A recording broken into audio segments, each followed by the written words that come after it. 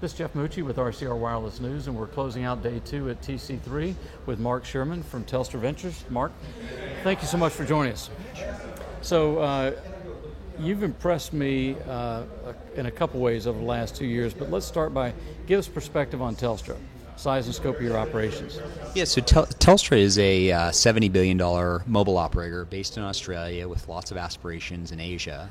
They have, market-leading presence in mobile broadband, fixed phone, and cable operations. And then I run the ventures group here in Silicon Valley, and we're looking for things around mobile, cloud, media, etc. that work in with where Telstra really wants to go. And ultimately what we're trying to do is delight our customers, be they enterprise, SMB, consumers, or even internal, with some of the best technologies we can find in the world. So do you have a dedicated fund? We basically take money off of Telstra's balance sheet, okay, and then Telstra is giving us an evergreen capability so that we can reinvest the proceeds of the companies that we invest in. Okay. So you had a slide up there, it looked like 15 to 18 investments.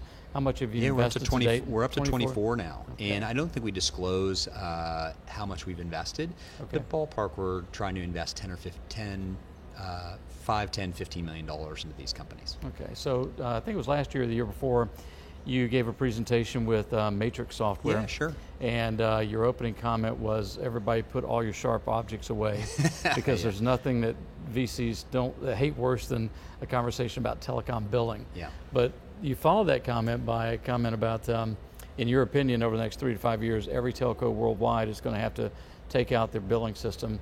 So that impressed me. Talk a little bit about where we are on that displacement of old billing systems. Yeah, so Matrix is doing very nicely. We're really proud of this investment. The experiences that Telstra has had have been just terrific in terms of the capabilities of the software, and then really helping us to manage how people use their data plans on a daily basis. And ultimately, we think that that's really important for us and then for other operators around the world.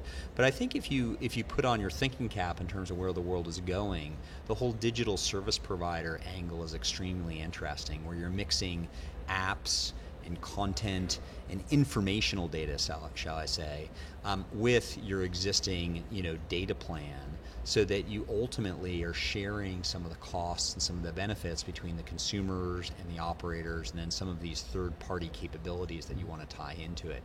In the end, it's simple to say, but what that really yields is tons of complexity. Yep. And so you need somebody that has a new way of thinking about that complexity so that they can handle it in sub-second ways, as opposed to monthly billing cycles. Yeah, well, we've been following Matrix for years, and their secret sauce was all around that real-time billing, and really starting with an over-the-top approach to developing a billing system in today's technology versus technology used 20 years ago and having to patch quilt it together. Yeah, so exactly. Great story.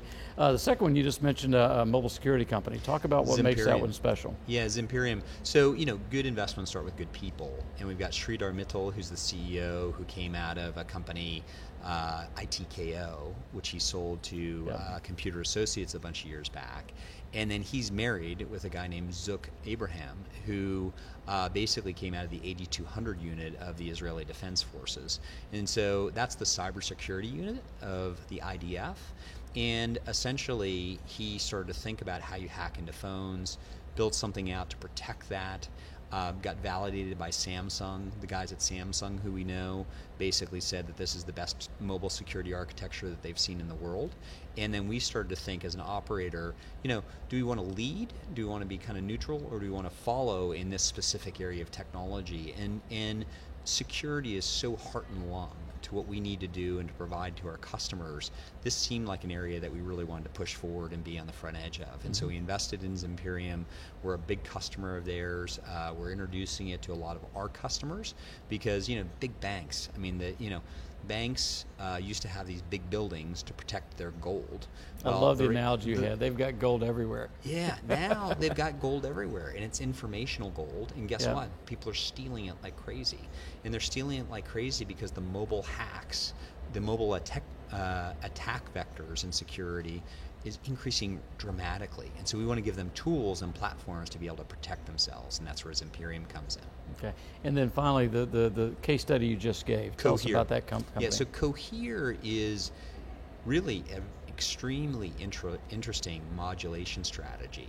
And basically, it's just fancy words for how the waves go back and forth to get between source and target.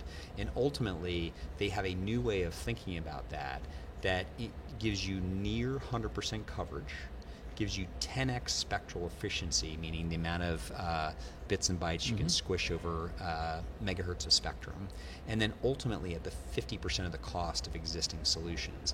And so here's something that our wireless engineering guys put the rubber gloves on and put these guys through their paces for about 6 months. And ultimately came back and said, this is one of the more exciting innovations that we've seen.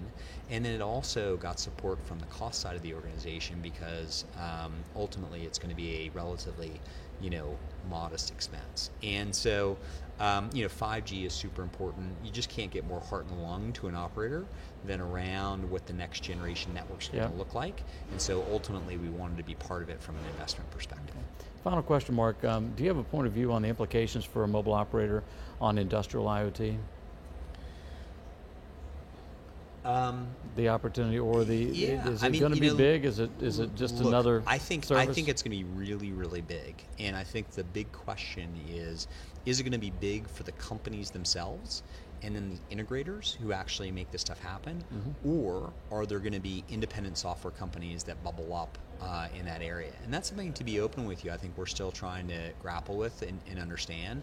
I think there's no question in our mind that the GEs and the Boeings and the power companies and the retailers, pretty much everybody in these ecosystems are going to take advantage of industrial IoT. And I think what we're wrestling with and searching for is, who are the vendors that are actually going to really supply this? And I think it's still, TBD, which is, exciting, and it just means we have more homework to do. Great. Mark, thanks for your time. Hey, thank you very much. Take care, Jeff. Thank you. Good.